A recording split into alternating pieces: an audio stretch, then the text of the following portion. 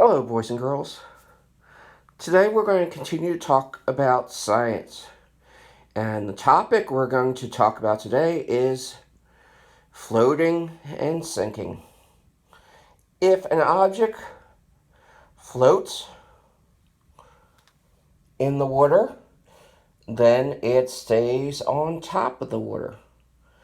But if it sinks, then it goes down to the bottom of the water. Okay? We're going to see if an object sinks or floats. And we're going to start out with cotton ball. Okay, so we're going to come over here and we're going to put the cotton ball in the water. And will it float or will it sink? Oh, it looked like it was floating for a minute, but it sank to the bottom. So, a cotton ball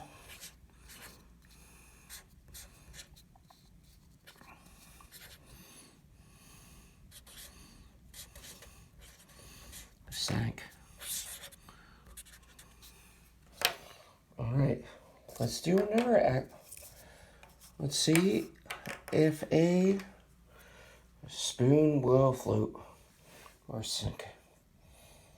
We're going to, oh, look at that. The spoon is floating. Or actually, it went to the bottom. Spoon. So the spoon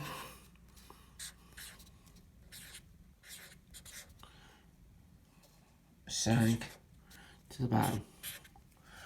All right. Let's see. We're going to do a Lego block. See if it sinks or floats. Oh, our Lego block floated. So we're going to write over here, Lego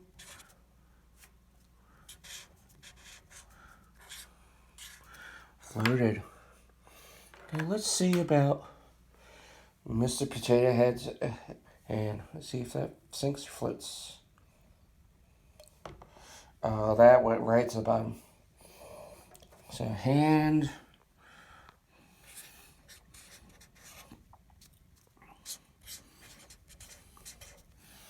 floated, sank. Okay. See about a number block. Oh, the number block floated.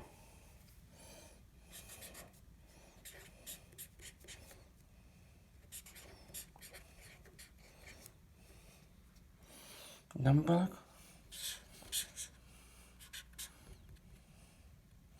floated. Okay.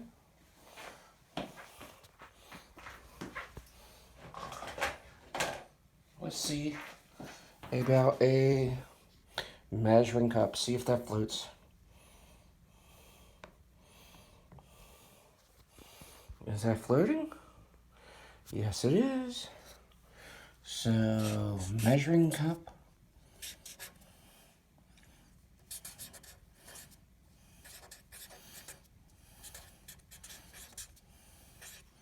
Cup floats. Okay, boys and girls.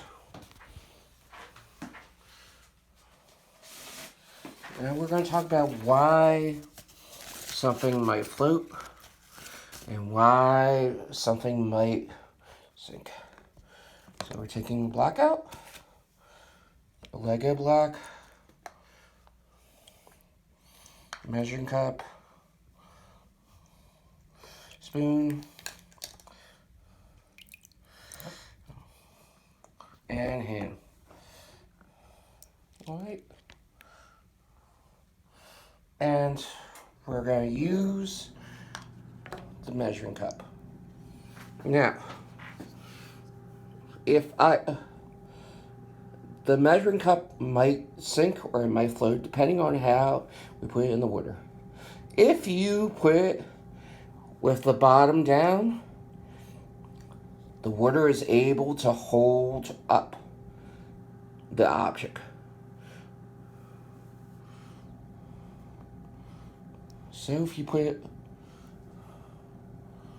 you see that? If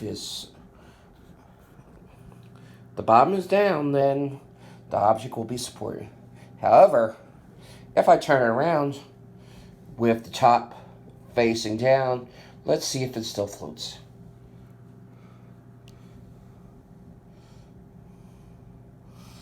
Alright, it looks like it's going to the bottom because the water is filling up and making the object heavier.